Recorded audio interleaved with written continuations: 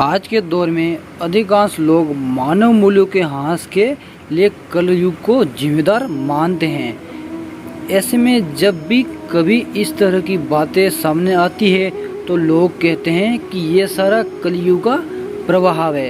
पर क्या आप जानते हैं कि हमारे धर्म शास्त्रों में कलयुग के अंत के बारे में भी कहा गया है। ऐसे में कलयुग का अंत कब होगा, ये बात हर कोई जानना चाहता है। इस संबंध में पंडित सुनील शर्मा का कहना है कि कलयुग के अंत के संबंध में सनातन धर्म के कई ग्रंथों में इसके लक्षणों के बारे में बताया गया है। पंडित शर्मा के अनुसार ज्योतिष और पौराणिक ग्रंथों में युग का माना अलग अलग है। पौराणिक ग्रंथों के अनुसार 4 युग होते हैं: सत्र, त्रेता, द्वापर और कलियुग। कहते हैं कि कलयुग में पाप अपने चरम पर होगा। वर्तमान में कलयुग का अर्थात कलयुग चल रहा है। ग्रंथों में इस युग में क्या क्या होगा या क्या घटेगा ये स्पष्ट लिखा गया है। इनमें यह भी लिखा है कि इस युग में जब कभी भी प्रलय होगी तो सिर्फ हरि कीर्तन ही उससे मनुष्य जाति को बचाएगा। तो आइए जानते हैं पुराणों में कलयुग का व्याख्यान और ये कलयुग में सावधान क्यों रहें। तथ्य जिनका वर्णन पुराणों में विस्तार से हैं। पुराणों में लिखा है कि जो व्यक्ति संगठन या समाजवेद विरुद्ध आचरण, धार्मिक और सांस्कृतिक एकता को खंडित करेगा, उसका आने वाले समय में समूल नाश ही हो जाएगा।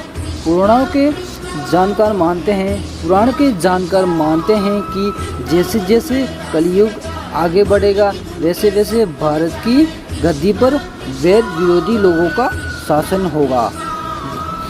ये ऐसे लोग होंगे जो जनता से झूठ बोलेंगे और अपने पुत्रों द्वारा एक दूसरे की आलोचना करेंगे और जिनका कोई धर्म नहीं होगा ये सभी विधर्मी होंगे। ये सभी मिलकर भारत को तोड़ेंगे, अतः भारत को एक अराजक भूमि बनाकर छोड़ देंगे।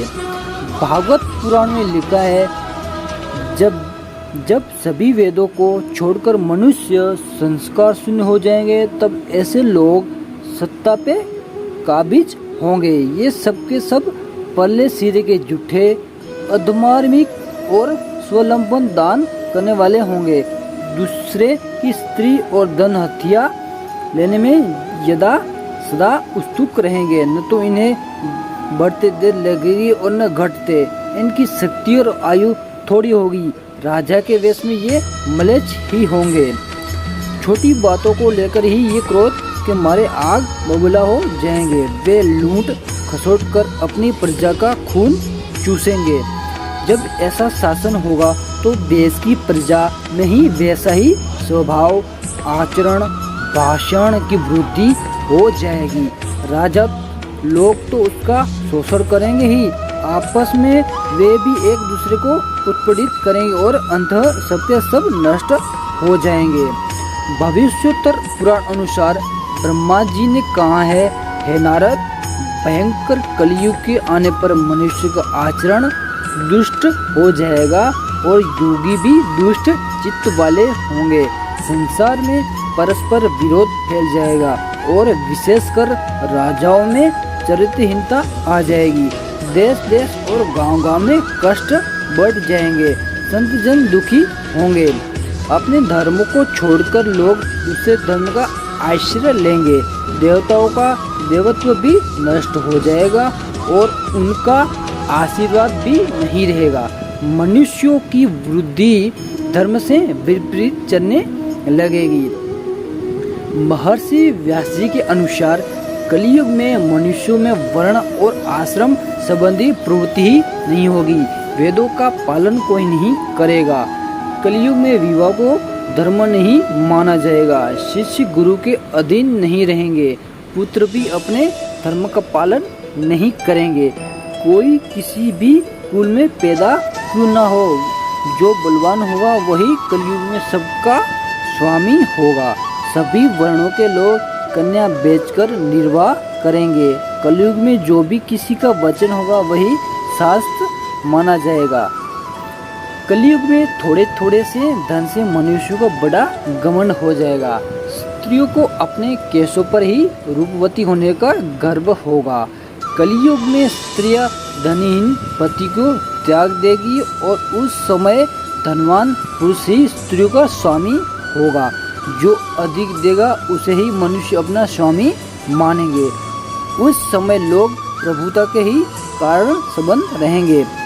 द्रव्य राशि पर बनाने में ही समाप्त हो जाएगी।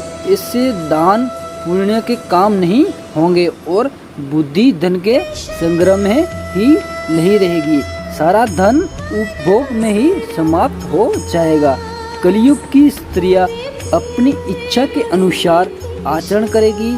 हाव भाव विलास में उनका मन लगा रहेगा। अन्याय से धन पैदा करने वाले पुरुषों उनकी आस्तिक होगी। कलयुग में सब लोग सदा सबके लिए समानता का दावा करेंगे।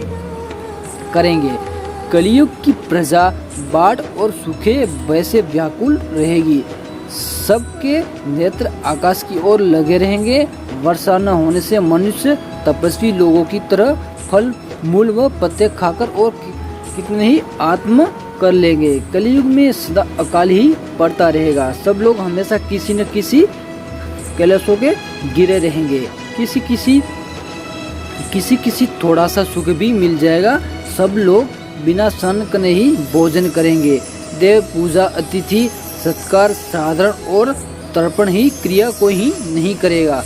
कलयुग की स्त्रियां लोभी नाटी अधिक खाने वाली और मंद भाग्य वाली होगी। गुरुजनों और पतियों की आज्ञा का पालन नहीं करेगी तथा पर्दे के भीतर ही भी नहीं रहेगी। अपना ही पेट पालेगी। क्रोध में भरी रहेगी।